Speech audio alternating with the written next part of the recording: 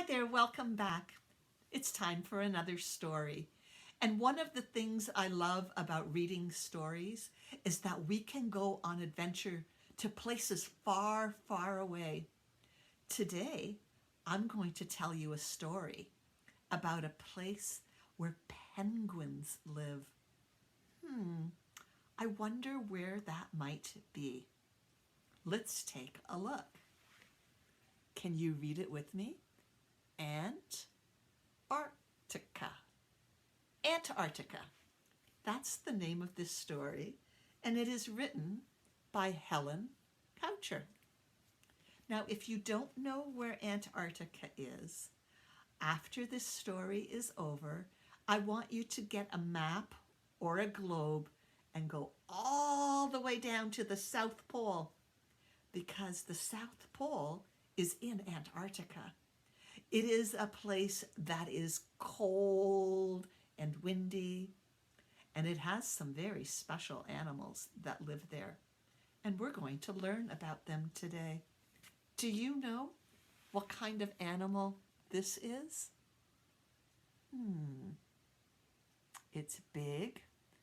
It's got a beak. What kind of animals have a beak?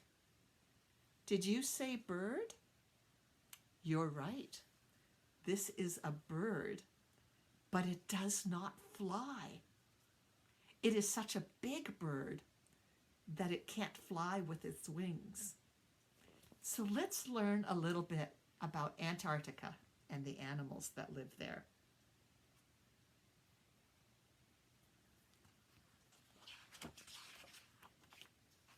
In the cold, far south, in Antarctica, live emperor penguins, Weddell seals, and Adelie penguins. These are the seals, and they're swimming in the water, the ice-cold water, and there are the penguins. What color are the penguins? That's right, they're black and white. The emperor penguin lays her egg in winter, when it is dark both day and night. Then she leaves to feed at sea. While she is gone, her mate carefully nestles the egg on top of his feet for 2 whole months. Let's think about that. Where did we say the egg is? Let's take a look at the picture. Do you see the papa penguin? He has the egg on his feet, and it stays there, not for 1 minute, not for an hour, not even for a day, but for 60 days or 2 whole months. The papa penguin just stands there and keeps the egg protected on his feet. So after this story, I want you to try something. I want you to find a ball, or maybe if you're grown up, we'll let you, an egg. And I want you to stand really still and put that on your feet. And I want you to see how long you can stand there. And when you get tired, I want you to think of that papa penguin who's still standing there and standing there day after day, because he wants to protect the growing baby that's inside that egg.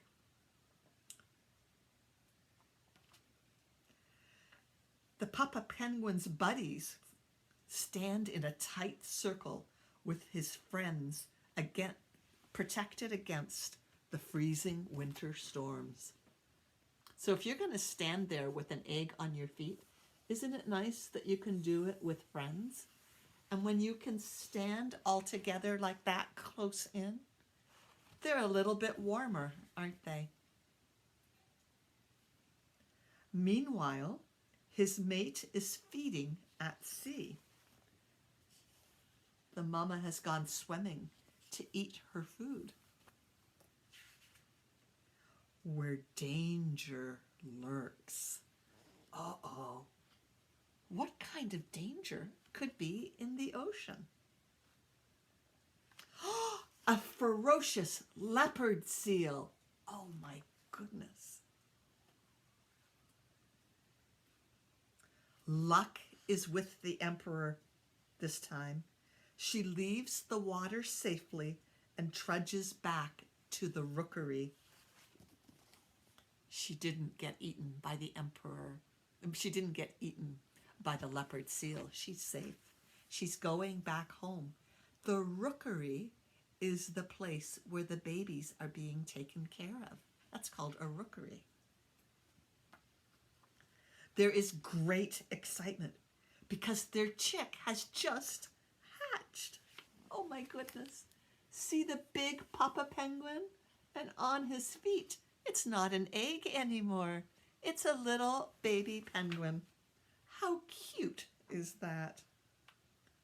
But the male emperor is now so hungry and weak. It is his turn to go to sea to find food. Can you imagine standing there for 2 months and not eating a single piece of food? He's so tired. Oh, I'm hungry, says the emperor penguin. When it is spring, the sun at last shines in the Antarctic sky. A Weddell seal climbs onto the ice to have her pup. What's the Weddell seal with her pup? So a baby seal is called a pup. Just like a dog's baby is called a pup, the seal's baby is called a pup also. The Adelaide penguins have also come onto the ice on their long journey to the rocky shore where they will lay their eggs. They pass the emperor chicks.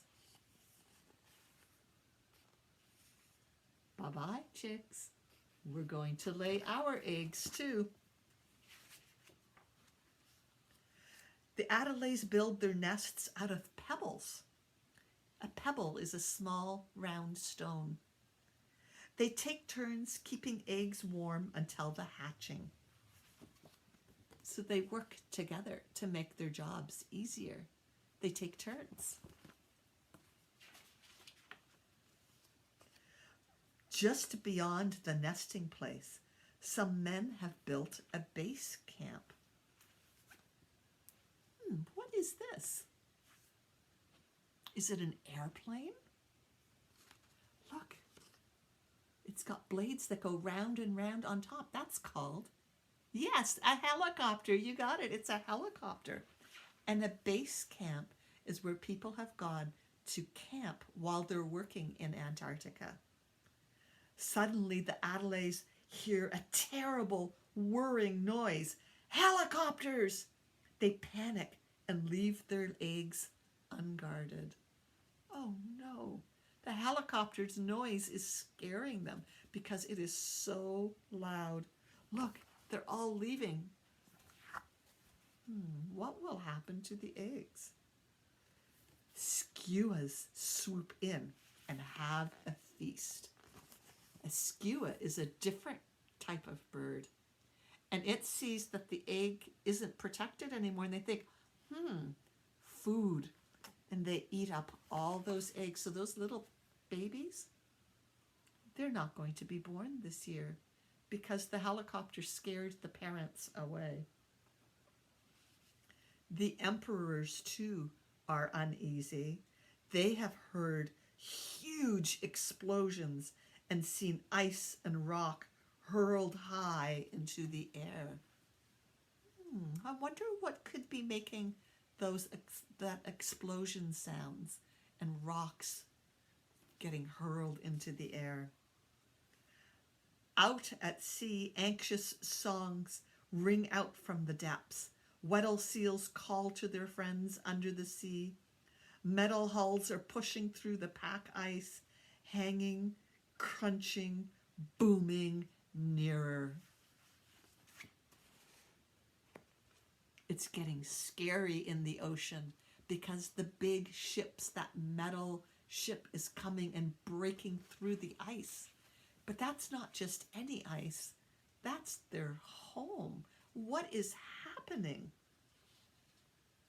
The penguins and the seals have always shared their world with ancient enemies, the skuas and the leopard seals.